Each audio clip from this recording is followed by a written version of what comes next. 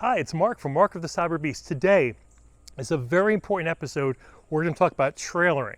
Now, we're going to go into how to set up the profile for trailering inside your vehicle on the screen, because that's ultimately very important. We're also going to talk about a couple things back here on the trailering aspect. And so I just wanted to do a couple one-on-one things on trailering. Then we'll go inside, we'll build that profile and tell you all you need to know about braking, about setting loads, etc. So as you know, there's three, I guess, round things you have to unscrew by going counterclockwise. And you can use a coin to undo this. I just use my screwdriver that I keep in my trunk, and that pops right off. Now, a couple things I want to talk about down here. I got some marine grease, if you saw my last episode on trailering and the mishap I had, which, by the way, went away by itself simply by me spraying PB Blaster in here. When I sprayed PB Blaster in there, it freed up all the gook that was in there, and the alert that went to Tesla went away, so I did not have to bring it into Raleigh for service. Now this right here is your 4-wire blade. It's actually right there. It's a 4-wire trailer connector. It's a blade type, and this is the 7-connector blade type. Now, what are the difference between these two receptacles for your trailer? This is going to be for your lightweight trailers, generally your jet ski trailers and your light car trailers. And then this one over here is for your bigger, heavier trailers, because this one has a couple extra features. That's why there's 3 extra wires. One of it is to power the interior dome lights of your trailer if you have a trailer that has dome lights. The second thing it has is reverse lights, because your trailer does have reverse lights on this one. Also, third and finally is going to be your trailer brakes, your brakes for your trailer. So that's the reason for those three. Those are the 3 differences between the round 7 style and the 4 straight style, which kind of looks like that. One male and 3 females. Don't forget, you always want to put your safety chains on here, and you're going to want to put one in that way and one in the other way. You're going to want to always reverse your chains like that when you're in here. Okay, that's your standard. And then also to your pin right here, you're going to have through your receiver. I just leave mine in here all the time, and I usually keep my cover on here so it just really doesn't get too messed up. And as we're recording this, it's starting to rain. But I want to go over that, and also I want to go over a couple little things with trailers. Your trailer, okay, is going to go back maybe 12 feet, maybe 25 feet, maybe longer. You want to put all of the weight in front of the axle, okay?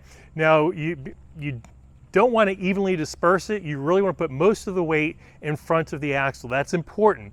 The reason being, if you keep the weight too far back, okay, your trailer will sway, and it's very dangerous.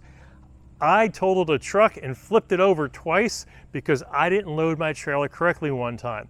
So when you go to load your trailer, like an enclosed trailer, you're going to want to put as much of the heavy stuff towards the front and the lighter stuff in back. And my problem was I had 4 5-gallon buckets of paint that I put on each rear corner, forgetting how heavy a 5-gallon bucket of paint is, because, you know, I got bustles, right? I picked it up, and it didn't really occur to me that that's, you know, 70, 80 pound easy per bucket. And so I had 320 pounds in both corners. Not good, okay? So one last thing, the 7-blade, the 4-wire, the 7-blade, again, the interior dome, your reverse light, and your trailer brakes. Always reverse your chains and keep this covered. And also, you want to grease inside your receiver. I have not greased in here yet. It'll make putting things in and out a lot easier, also prevent some rust, okay? And therefore, you should always cover this up when not in use. And as you know, I may have mentioned, is I'll be trailing for the first time in a considerable distance, actually, from Palm Bay, Florida. Leave that there for now. From Palm Bay, Florida to the Keys, which is about 250 miles. It's going to be about a 4 to 5 hour drive. My concern is going to be stopping a couple times at superchargers where I'm going to be able with a trailer to pull in and charge without having to block 5 or 6 superchargers from other people. But if that's what I have to do, that's what I have to do. I know there's a few places in South Florida that are trailer friendly. I'm going to try to locate those and ask people on Facebook groups, you know, what their thoughts are, what's going to be the best one to go with. Now, with your trailer, you want to know how much weight you're pulling and also the dimensions of the trailer. Because inside, we're going to set up a profile, because the standard profile may not be the size for your trailer. The standard profile in there is for a 16-foot trailer, and I want to say for about 2,200 pounds maybe or so. The trailer I have is going to be 12 feet long, a little shorter, but rated to hold up to 2,500 pounds. So I'm going to set that for the maximum. I'm going to be pulling a couple hundred feet of seaweed barrier, and I'm sure that's not going to be light.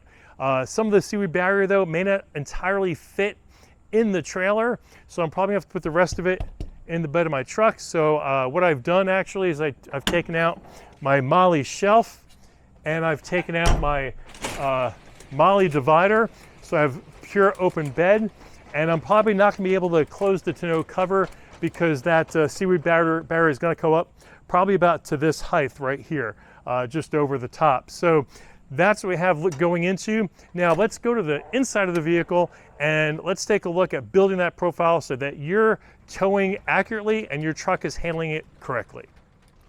Okay, so when you bring up your menu, I want you to go to towing and hauling, okay? Now the default profile is set right here. The trailer mass is 1,500 pounds.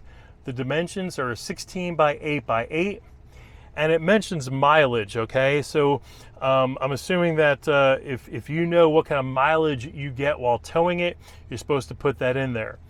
Now, below that, you've got trailer break-in and trailer boost.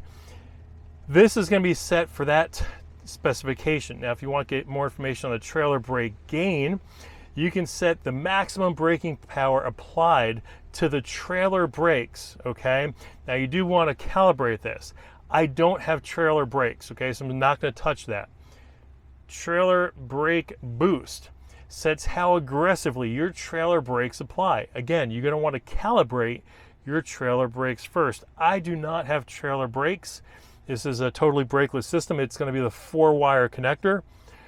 Underneath it, you've got regenerative braking, which you know, as soon as you let off the gas pedal, or the acceleration pedal, I should say, we don't use gas, that it regenerates. Well, this will turn it on and make it more stopping power. Now, if you have a heavy load, okay, and especially if you have heavy load and you don't have trailer braking, this is going to be probably something you're going to want to put on.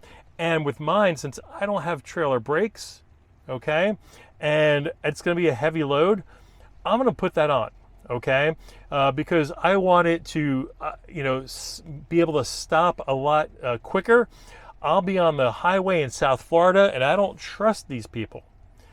Underneath that, trailer auxiliary power. Now, this is if you have any trailer accessories, okay, and this is going to be, this will not disable your trailer's brakes. This is just if you have an interior dome light, as I mentioned before.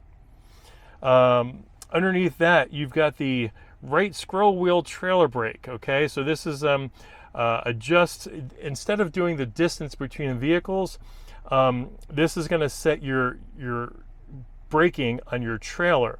If you turn this on, it'll replace your distance control with how much trailer brake gain you're going to have. The trailer alarm is on by default. We're just going to leave that. The really cool thing we have right here is a trailer light test. Now, for those of you who've rented trailers at U-Haul and such before, they always want to plug in your trailer and they want you to do a test. Okay, put it on the brake, put it on your left directional, put it on your right directional, and they're going to have somebody outside the vehicle. The cool thing is that you can do this yourself. If you go ahead and do this, it allows you to step outside the vehicle and you can do it yourself. There's also trailer setup instructions if you're not familiar with that. Now, I talked about profiles, and here's what we're going to talk about. So if you press this cogwheel over here, okay, you've got the ability to add a new profile. I added one yesterday called U-Haul. Now, you get a choice, an open or enclosed. It's enclosed. I called it U-Haul for this reason. Trailer mass. Well, I know that the maximum weight it can pull is 2,500 pounds, and I'm pretty sure I'm going to be close to that number. So I'm going to go in on a little bit on the high side. Then went ahead and put the dimensions in, which is 12 by 6 by 6. And really, I think it's 12 by 6 by 5'8". The heck with it, leave it at 6. So you can go ahead and I'm just going to select that profile and then close it up. So from here, you also have the drop down. You can choose whichever profile you want from your drop down. But that's how you set your profile. So if you've got multiple trailers, you can have it automatically pre-configured for you, which is really super cool. This is going to be probably the most important thing you'll need to know is setting these profiles up so that the truck behaves the way you expect based upon what you're pulling. Okay, I can't stress that enough as someone who, again, I was pulling a U-Haul trailer. I didn't have it weighted properly. Thankfully, I was uninjured. My Tundra saved my life. I rolled over twice. Everything in the trailer was pretty much toast, but I didn't load it right. But this is going to really help you out, especially with the braking.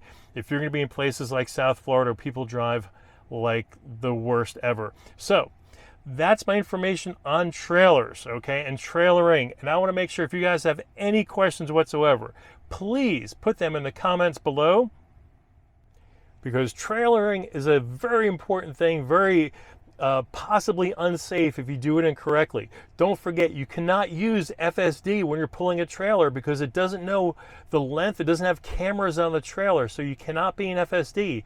I'll be going from Palm Bay, Florida to the Keys manually driving. Oh my God, I actually have to drive. So that'll be interesting, but I am going to have FSD video for you going about 11 hours of driving from South Carolina all the way to Palm Bay. That's the episode on trailering. Wish me luck. That'll be my trip on Monday is trailering. So I'll let you know how I make out when I get down to the Keys, and I see you in Florida next week on our next bunch of episodes. So until then, as always, like, comment, subscribe, and I'll see you again tomorrow.